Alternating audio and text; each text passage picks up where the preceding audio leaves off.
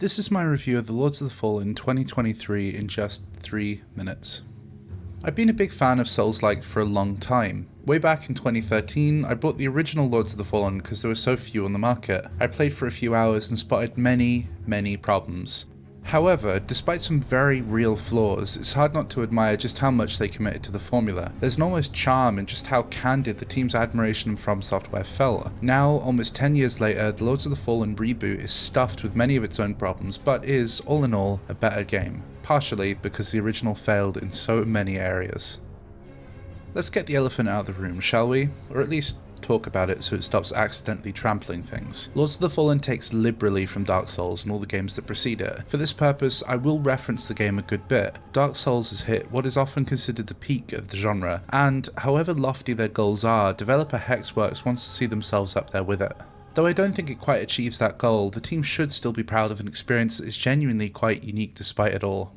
In Lords of the Fallen, you play a dark crusader, someone who stumbles between life and death through the help of a trusty lantern. Death is a central mechanic to the game and part of the experience. When a once defeated demon god threatens to come back, you must take a side in a war raging between both the dead and the living, and you must light a handful of central beacons to prevent his rise. Rather than going for the esoteric storytelling of Dark Souls, this feels a little bit more, pardon the pun, hollow. There is lore to tuck into, but not nearly enough to satisfy a fan of the genre.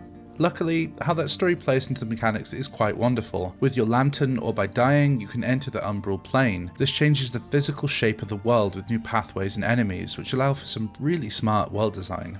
Rather than looping you around an area to open a back door to where you came from, you physically manifest yourself into the world of the dead to trek through it instead. Given you get here when you die, the game gives you another swing at that enemy that just lopped your head off, much like Sekiro. This makes up for a difficulty that can sometimes feel a little unearned. It doesn't help that multiple enemies and bosses have changed or rebalanced since launch, which is part of what held my review back so much. As well as employing some pretty cheap enemy placement and big clusters of bad guys, it also plays into that trick of making tougher enemies normal enemies, cheapening that sense of accomplishment you had mere hours prior. As part of this problem, enemy design can be a little rigid, making you feel like you're still beating the same enemies until the very end of the game. Luckily, they do all look good and combat performs adequately. The world of Lords of the Fallen is sickly and dark in a way that is utterly oppressive, and a more cumbersome attack style feels meaty and visceral. Builds feel like you are genuinely encouraged to experiment too, which is wonderful to see, despite some classes being locked behind a paywall. Weapons of a different class feel distinct, and near seamless co-op makes exploration worth it, even if dodgy enemy placement lets it down somewhat. Some may feel like the original, that the combat is a little too slow and clunky, but I think it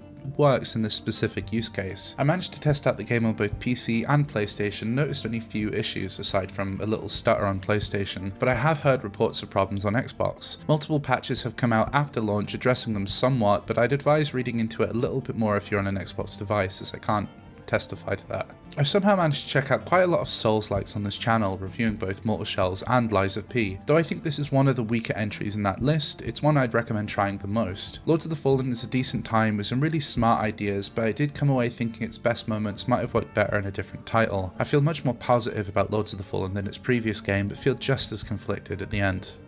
And that's my review. Thank you for watching, and please do subscribe if you liked it. Apologies for the voice today, I'm still quite sick. This was supposed to come out a while ago, but retesting patches after launch, plus some sickness and some drama in my personal life kind of pushed it back a little bit, but I'm glad it's out there now. Thanks for watching.